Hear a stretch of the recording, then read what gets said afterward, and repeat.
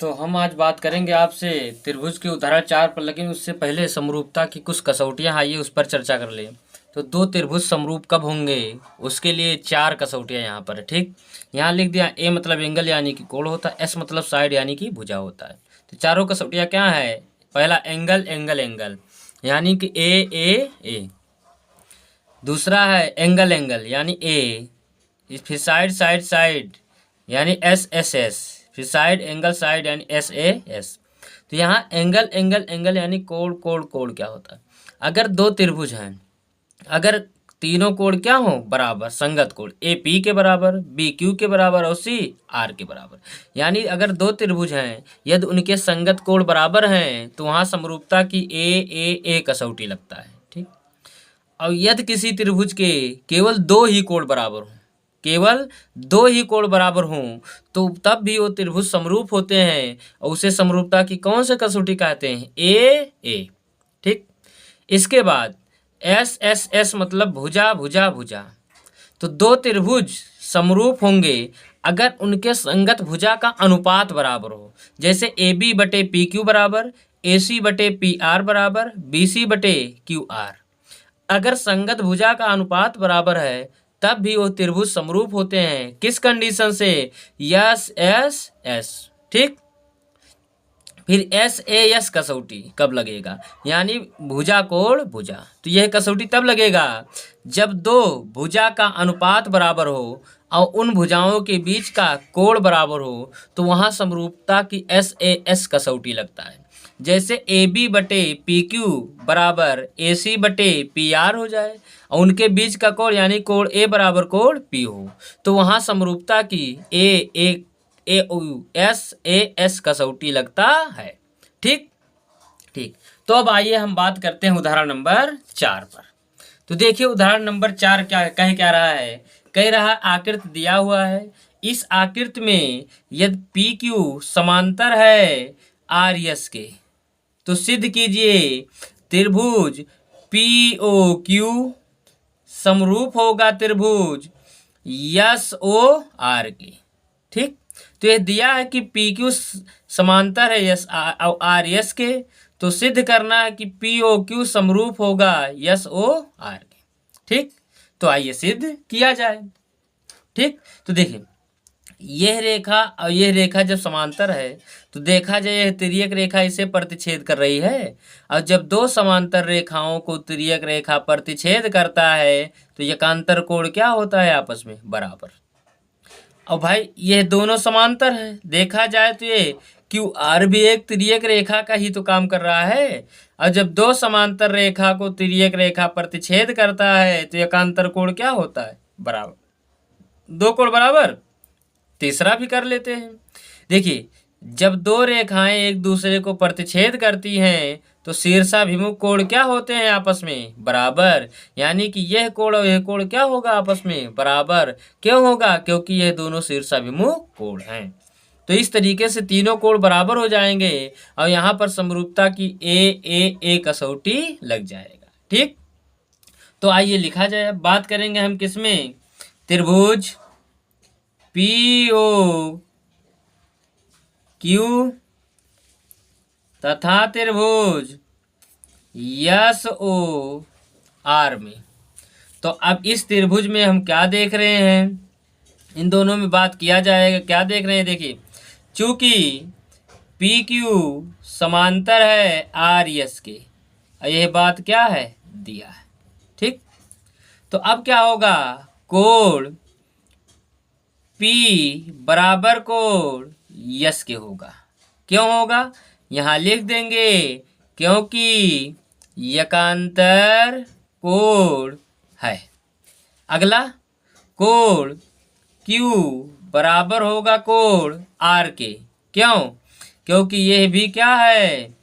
एकांतर कोण है। ठीक, इसके बाद यह कोण भी बराबर होगा। क्यों? क्योंकि यह शीर्षाभिमुख कोण है। तो यहाँ लिखेंगे क्या? कोण पी ओ क्यू बराबर कोण एस ओ आर, और ब्रैकेट में लिखेंगे क्यों बराबर हैं? क्योंकि ये शीर्षाभिमुख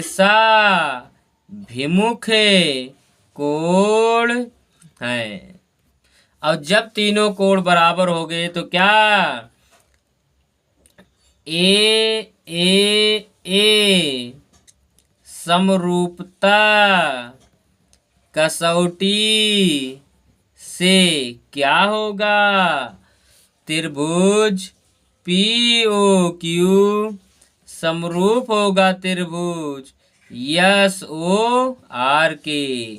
और इस तरीके से यह सवाल क्या हो जाएगा? सिद्ध हो जाएगा। ठीक है इतना बात जी? तो इतना ठीक है। तो आइए हम चर्चा करेंगे उदाहरण नंबर 5 पर। तो अब हम आपसे उदाहरण नंबर 5 पर चर्चा करेंगे। तो उदाहरण नंबर 5 में दो आकृति दिया हुआ है और इसमें कह रहा है कोण पी का मान ज्ञात कीजिए। ठीक, कोण पी का क्या करना है? मान ज्ञात करना है। तो कोण पी का मान निकालने के लिए देखिए हम करेंगे क्या, पहले ये ए बी सी और पी क्यू आर को हम समरूप दिखा देंगे। और जब समरूप हो जाएंगे तो इसके सभी संगत कोण आपस में क्या हो जाएंगे? बराबर। और अगर कोण देखिए दो कोण पता है तो भाई सी मिल जाएगा आराम से। तो यदि सी पी के बराबर दिखा दें तो ये जब सी का मान होगा वही क्या हो जाएगा? पी का मान। ठीक, तो हम समरूप जो दिखाएंगे किससे? भाई हमें इसका तीनों भुजा पता है और इसका तीनों भुजा पता है। तो इन्हीं का अनुपात अगर तीनों संगत भुजा का अनुपात बराबर आ जाता है तो ये दोनों त्रिभुज समरूप हो जाएंगे। और जब समरूप होंगे तो उनके संगत कोण बराबर हो जाएंगे, है ना? तो वहाँ से फिर काम हो जाएगा। तो आइए देखिए क्या समरूप होता है। तो यहाँ देखिए किस भुजा का अनुपात। अब ऐसा मत करना कि ए बी बटे पी क्यू कर दें, बी सी बटे क्यू आर कर दें और ए सी बटे आर पी, ऐसा नहीं। देखिए किसका किसका अनुपात बराबर आ सकता है। कभी कभी इस त्रिभुज को घुमाना भी पड़ सकता है। तो देखिए अगर हम इसको यहाँ रोकते हुए इस तरीके से पलट दिया जाए तो यह भुजा इसके ऊपर जाए और ए बी भुजा आर क्यू के ऊपर जाए और उसके बाद बी सी भुजा पी क्यू के ऊपर जाए, तब संगत भुजा का अनुपात बराबर आएगा ना? हाँ तभी आएगा। तो यहाँ ए बी और बटे इसका क्या लिखेंगे यहाँ पर हम? R Q. तो ए बी का वैल्यू 3.8 है और आर क्यू का वैल्यू 7.6। दशमलव के बाद एक अंक, यहाँ भी दशमलव के बाद एक अंक है तो दशमलव हटा दीजिए, सीधे आ गया 38/76।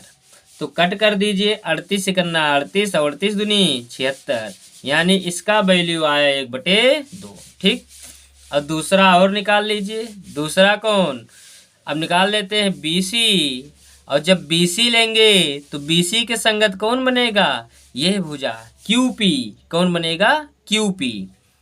QP। तो BC का वैल्यू 6 और QP का वैल्यू 12। कट कर देंगे तो क्या आएगा? 1/2। इसके बाद CA, और जब CA लेंगे तो बटे क्या आएगा? PR। CA का वैल्यू 3 और PR का वैल्यू 6 कट करेंगे यहाँ पर तो 3 से 3 कटेगा और यहाँ 3 करने 3 3 दूनी 6, यानी क्या आ जाएगा? 1/2। तो यहाँ हम क्या देख रहे हैं? संगत भुजा का अनुपात बराबर आ रहा है। और जब संगत भुजा का अनुपात बराबर आ रहा है तो किससे? यस समरूपता से। तो एस समरूपता से क्या होगा? त्रिभुज ABC समरूप होगा त्रिभुज। तो यहाँ पी क्यू आर नहीं लिखेंगे। देखिए कौन किसके संगत बन रहा है। तो कौन किसके संगत बन रहा है? यहाँ ए आर के संगत बन रहा है, बी क्यू के संगत बन रहा है और सी पी के संगत बन रहा है ना। तो यहाँ क्या लिखेंगे? त्रिभुज आर क्यू पी। त्रिभुज आर क्यू पी। ठीक, और जब ये दोनों त्रिभुज क्या हो गए? समरूप हो गए तो इनके संगत कोण क्या होंगे? आपस में बराबर होंगे। तो अतः देखिए ए और बी, ए बी को आर क्यू की जरूरत नहीं करने की, तो सीधा सीधा क्या कर लेंगे? अतः कोण सी बराबर किसके हो जाएगा? कोण पी के। क्यों? क्योंकि अगर दो त्रिभुज समरूप हैं तो उनके संगत कोण भी आपस में बराबर होते हैं।